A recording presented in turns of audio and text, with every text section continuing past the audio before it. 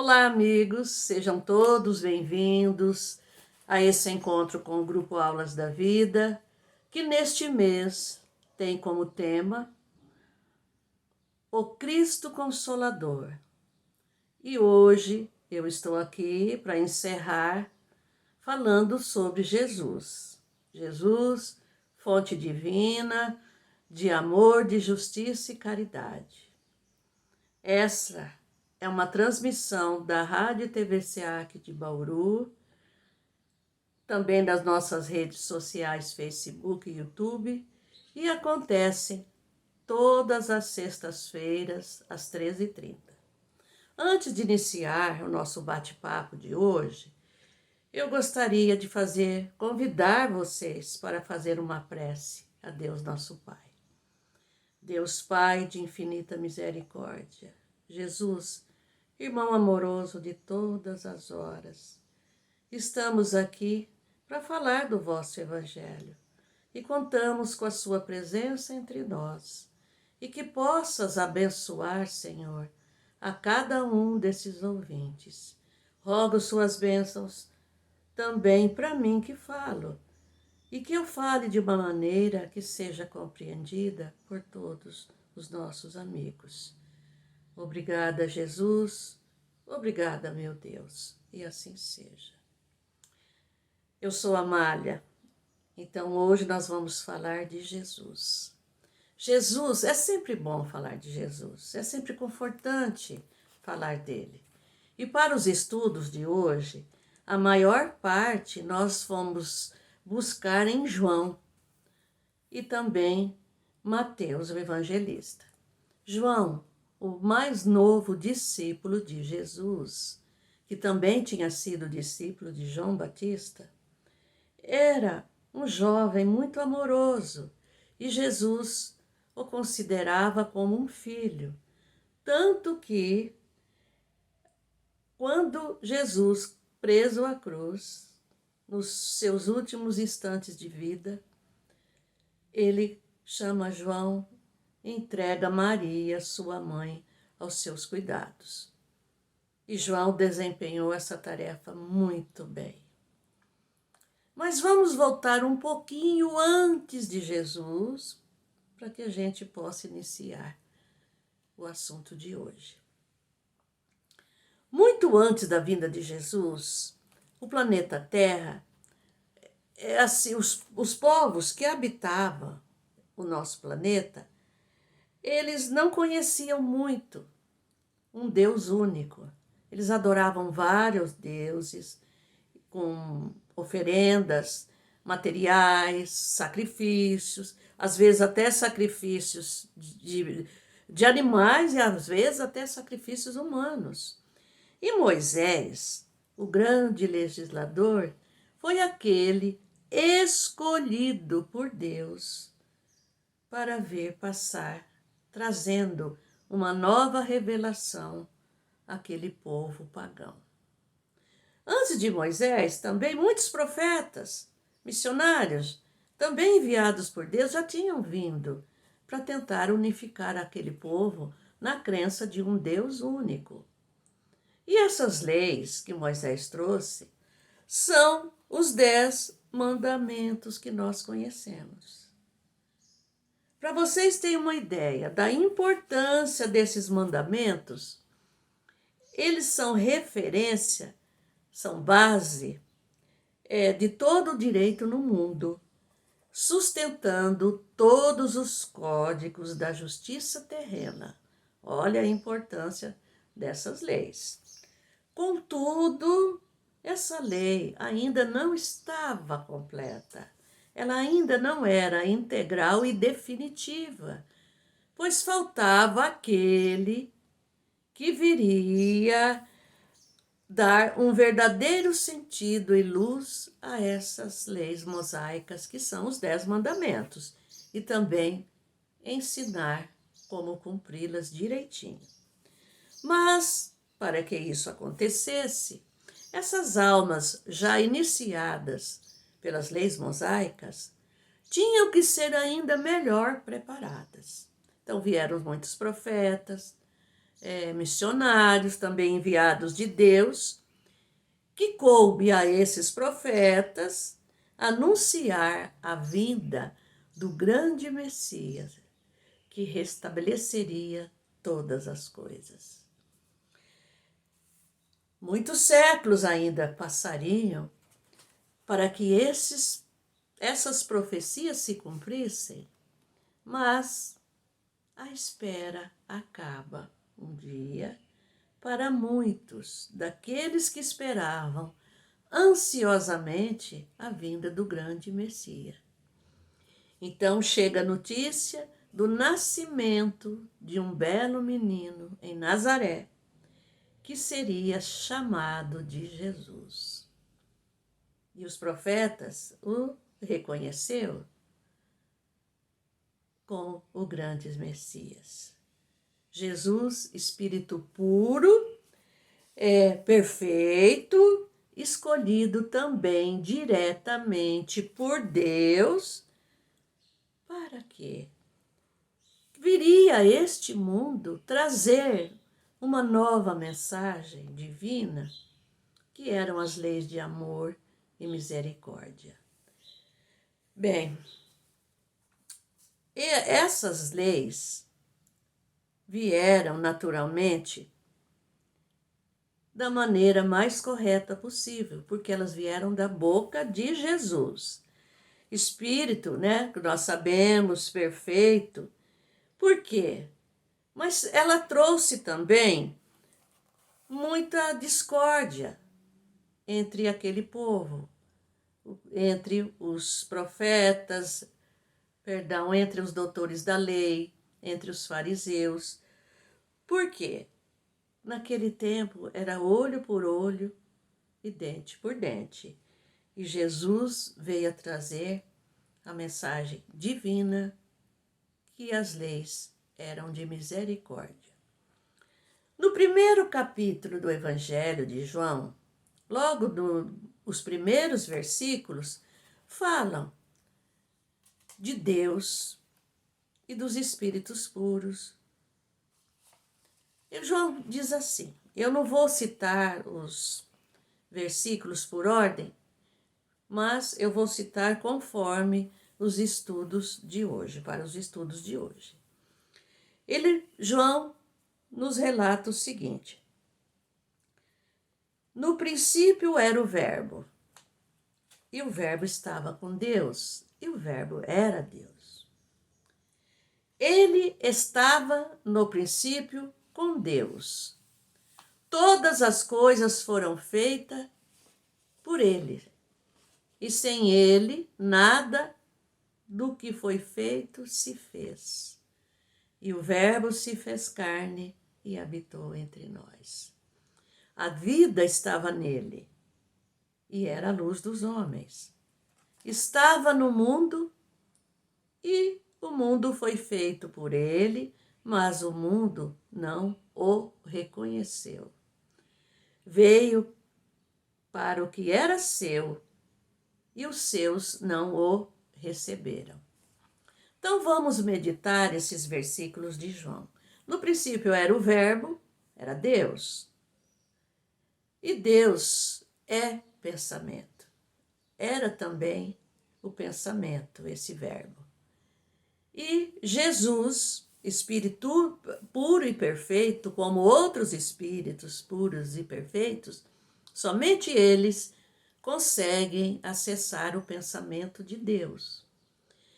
Então, o Verbo se fez carne. Jesus reencarna entre nós, trazendo o Verbo de Deus, trazendo o pensamento e a palavra de Deus para deixar para todos nós. Jesus, esse Espírito puro e perfeito, como eu disse, foi o escolhido de Deus para que principiasse a construção de um novo planeta, que começaria desde uma poeirinha cósmica. E esse planeta é a Terra.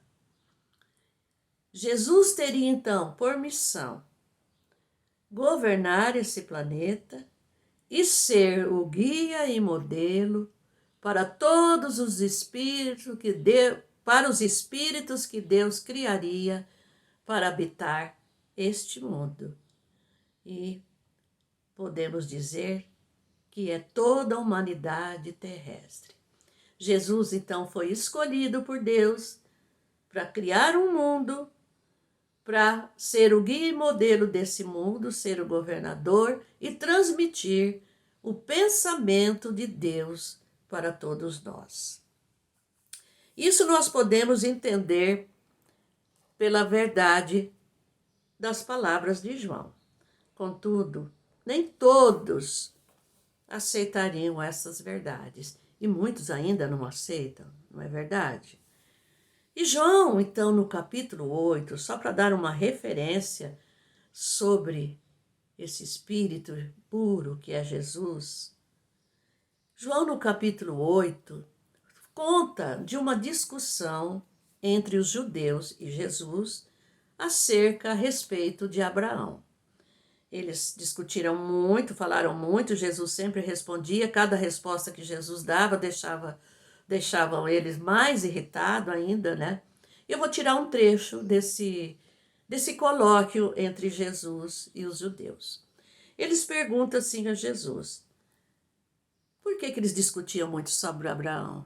Porque eles também consideravam Abraão e consideram como o pai da nação judaica. Mas Jesus também considerou ele. E eles fizeram essa pergunta: és tu maior que o nosso pai Abraão que morreu? E os profetas também morreram? Jesus lhes responde: vosso pai Abraão exultou por ver o meu dia e viu-o e alegrou-se. Novamente eles perguntam: ainda não tens 50 anos e viste a Abraão? Eles não entendiam nada, né? Jesus então lhe responde: em verdade vos digo que Abraão, antes que Abraão existisse, eu sou. Vejam a beleza dessa resposta. Mas eles não entenderam. Então, furiosos, começaram a apanhar pedras para atirar em Jesus, que teve que sair de fininho, senão seria ferido. Esta resposta, esta afirmação de Jesus, então nos dá a certeza de que ele já existia antes de Moisés e antes de Abraão. E novamente nos dá outra certeza, que Jesus foi o inspirador dos 10 mandamentos. Dá para vocês entenderem isso? Se ele já existia, construiu um mundo, já existia, é natural que ele fosse o coordenador e o inspirador dessas leis, que são os 10 mandamentos.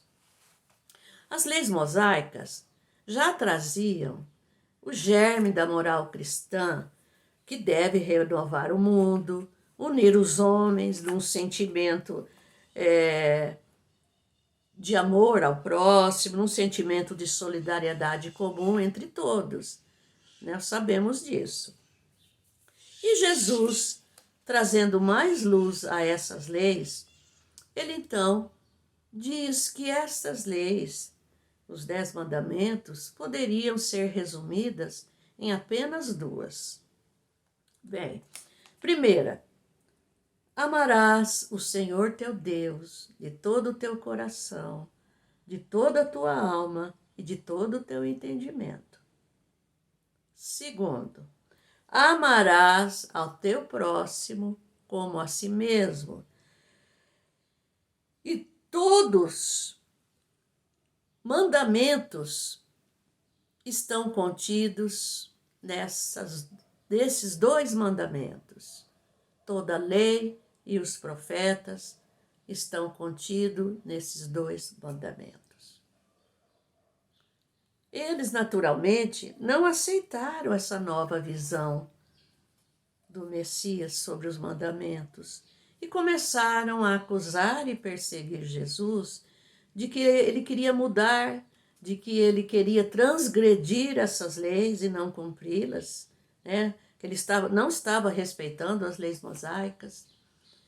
E ele sempre dizia: eu não vim destruir as leis e os profetas, mas dar-lhe cumprimento. Olha que beleza! Eles ainda não tinham descoberto a misericórdia de Deus. E Jesus veio mostrar essa misericórdia, né? Então podemos concluir o quê? Que o Velho Testamento é o alicerce da revelação divina. É a base. E o Novo Testamento, que são os evangelhos de Jesus, é a conduta moral cristã das almas que buscam a sua perfeição. Os evangelhos nos contam que a palavra de Jesus, aquele homem simples, humilde, eram tão carregadas de amor, de compreensão, de humildade, de conhecimentos, né? Que todos se quedavam diante dele e perguntavam uns aos outros, e até a ele mesmo, de onde vinha tamanha sabedoria. E Jesus, humildemente, amorosamente, respondia: eu não tenho falado por mim mesmo, mas o Pai que me enviou me prescreve o que devo dizer e o que devo anunciar. A humildade dele era tão grande que ele não deixava a sua figura ser maior que o Pai. Então nós podemos dizer com certeza também que Jesus foi o grande médium de Deus. Emmanuel, no livro Opinião Espírita, psicografado por Chico Xavier, traz no capítulo 81 uma leitura interessante que fala sobre a conduta do Cristo. Eu vou citar apenas alguns trechinhos, algumas frases do que Emmanuel disse. Ele diz: em 3 anos de sua vida missionária, Jesus jamais duvidou do Pai. Isso a gente sabe. Nunca usou daquilo que sabia em seu proveito. E olha que ele sabia, hein? Jamais deixou de atender aqueles que o buscavam. Aceitou seus colaboradores como eram, sem exigir-lhe perfeição. Seus discípulos eram como nós, não eram perfeitos também. Seus ensinamentos eram com palavras muito simples, ou então por meio de parábolas, que era a maneira que aquele povo tinha para entender, a capacidade de entendimento deles, para observarem que tudo era muito simples e qualquer um podia seguir essas leis. Então nós podemos saber que Jesus realmente veio ao mundo para dar à luz a essas leis mosaicas, aos 10 mandamentos, dar mais entendimento, acrescentar a misericórdia e ser o verbo de Deus, a palavra de Deus, trazendo diretamente de Deus as suas leis de amor, de justiça e de misericórdia. Nós vamos ver agora que Jesus é a fonte de tudo isso. E nós vamos estudar cada uma dessas leis. Jesus como fonte de amor. Nós sabemos que o amor resume inteiramente a doutrina do Cristo. E quando o amor reinar, o amor verdadeiro reinar sobre a terra, as mais puras virtudes serão praticadas, como a virtude da paciência, a virtude da caridade, a resignação, o perdão, a piedade, né? Quando essas virtudes forem realmente praticadas, porque o homem já estará exercendo a lei do amor, isso será uma prática natural entre os seres. E Jesus nos ensina que amar o próximo é também orar pelos nossos inimigos. É difícil você aceitar isso, você orar por uma pessoa que te machucou muito ou machucou um dos seus. É muito difícil. Mas Jesus pede a todos nós que oremos por esses que não sabem o que fazem. É difícil esse exercício. E nós mesmos criamos obstáculos que nos impedem de crescer, de evoluir moralmente. Mas Jesus, sabendo de que ainda somos muito, muito frágeis, ele nos deixa um conselho amoroso.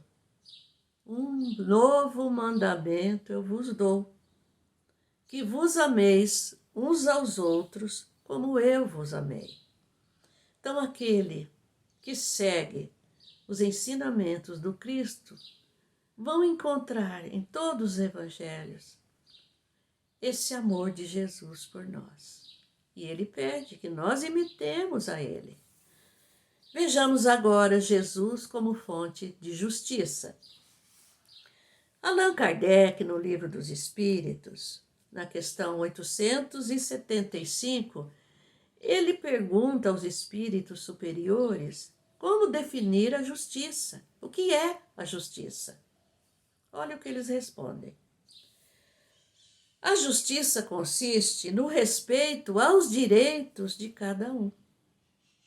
Uma resposta simples e curta, mas que diz muitas coisas. Nós sabemos que nós erramos muito. E nós sabemos que o erro de uma criatura encarnada aqui na Terra, para com a sociedade, esses erros são punidos pelas leis humanas. Nós sabemos disso. Contudo, essas leis humanas não atingem, não enxergam tudo. Elas não conseguem ainda enxergar os nossos pensamentos, o que você traz no seu coração. Então, elas punem aquilo que está visível. E já é muito bom isso. Entretanto, as leis divinas enxergam tudo. Tudo. Não deixa impune sequer uma falta, por menor que seja. Mas, quando nós pensamos assim, tem um certo receio, meu Deus, eu não vou ganhar salvação, eu não vou triunfar na minha existência. Vai sim, porque Jesus e Deus, sabendo como somos pecadores, somos falhos, Ele ainda tem a misericórdia por nós. E podemos contar com o amparo de Jesus e com o amparo do nosso Pai. Sofrimentos e injustiça nós sabemos que existem por toda parte. Entretanto, aquele que foi tão injustiçado pelo seu próprio povo nos deixa uma grande mensagem dizendo: bem-aventurado os que têm fome e sede de justiça, porque serão saciados.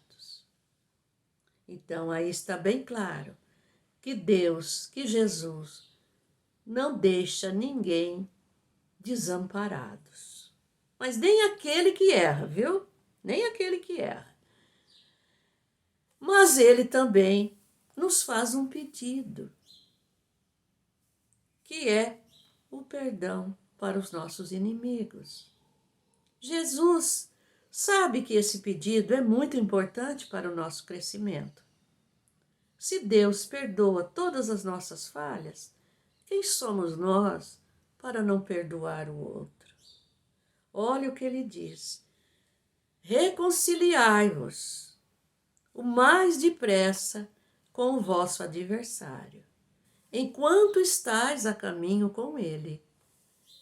Então nós podemos sentir o valor do perdão. Jesus sabia o que estava falando. Porque se você não perdoar o outro, Deus também não vai te perdoar.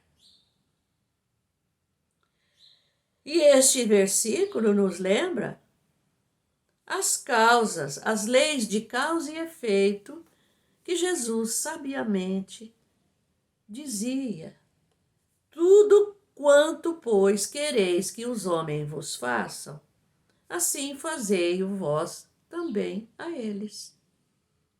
Se eu quero o perdão de Deus porque eu falhei, e Deus me dá esse perdão, por que eu não perdoar o meu irmão, que também é filho de Deus? E Deus também vai perdoá-lo quando ele buscar esse amparo. Por que eu não posso perdoar? Então é um treinamento difícil, como eu já disse, que nós temos que fazer. Mas, tendo um hábito, nós conseguiremos sim exercer a lei da justiça. Allan Kardec, para deixar bem claro para todos nós sobre a lei da justiça, ele pergunta aos espíritos o seguinte: qual seria, perdão, é na questão 879, viu, do Livro dos Espíritos. Qual seria o caráter do homem que praticasse a justiça em toda a sua pureza? Os bons espíritos respondem: o verdadeiro justo, a exemplo de Jesus, porque praticaria também o amor ao próximo, sem os quais não há verdadeira justiça. Então, aquele homem correto, que não ofende ninguém, não é violento, tudo ele sabe lidar com justiça, ser justiceiro na questão de saber repartir o que ele tem, não querer tirar dos outros. Então, os espíritos respondem que seria uma pessoa justa, como o exemplo de Jesus. Estaria praticando também a lei da caridade, porque sem a caridade, como ele disse, e o amor ao próximo, não há uma verdadeira justiça. Vejamos agora Jesus como fonte da caridade. Novamente, Allan Kardec pergunta sobre essa lei da caridade. Na questão 886, ele pergunta: qual o sentido da verdadeira caridade como a entendia Jesus? Ele foi bem profundo, porque ele quis saber como é, para Jesus, o que é a verdadeira caridade. E os espíritos superiores, também respondem: benevolência com todos, indulgência para com as imperfeições alheias e o perdão das ofensas. Olha, tudo é uma coisa só. Benevolência, caridade, indulgência, amor, perdão das ofensas, justiça. A lei se baseia nisso, pessoal. Porque Jesus coloca a caridade como o primeiro plano. Isso nós já vimos. E ele diz que essa caridade não restringe apenas a esmola, não, pois ela abrange as relações que temos com os nossos semelhantes, a nossa família, os nossos amigos, os parentes mais distantes, vizinhos, companheiros de trabalho, companheiros da nossa religião, a humanidade de uma maneira geral. E ele diz também que todos somos necessitados do amparo do alto e do amparo do outro que caminha aqui conosco na terra. E o outro, por seu lado, também precisa do nosso Pai e precisa do seu próximo. Tudo está se comunicando. Jesus, Deus nosso Pai, e nós que somos seus filhos, todos nós formamos uma corrente da criação divina, que é amor. Deus nos criou num ato de amor. Mas ao contato com as misérias morais e as misérias materiais, uma doença incurável, a fome, a necessidade do outro, são coisas que tocam o nosso coração. Muito, muito. E nessas horas nós ficamos até um pouco abalados. Mas Jesus nos orienta que busquemos nele as alternativas necessárias para que podemos auxiliar a esses pequeninos, como ele mesmo dizia. Aí entra a piedade. A piedade é uma virtude. Como os evangelhos nos diz, é uma irmã em potencial da caridade.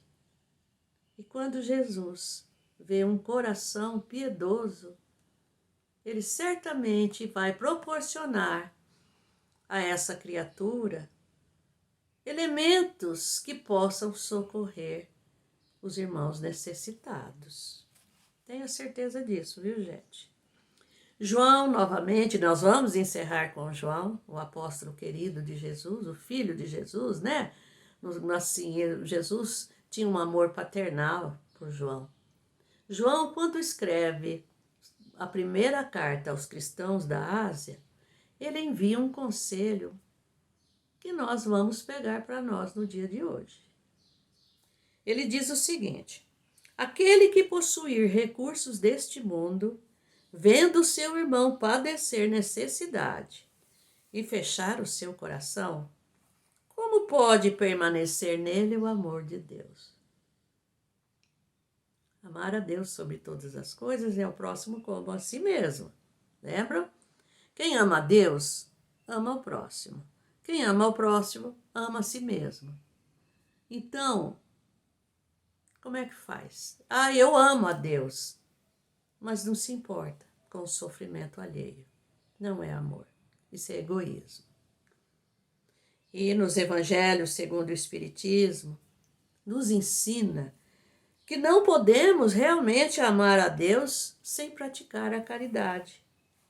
E que todos os deveres do homem se resumem numa máxima: fora da caridade não há salvação.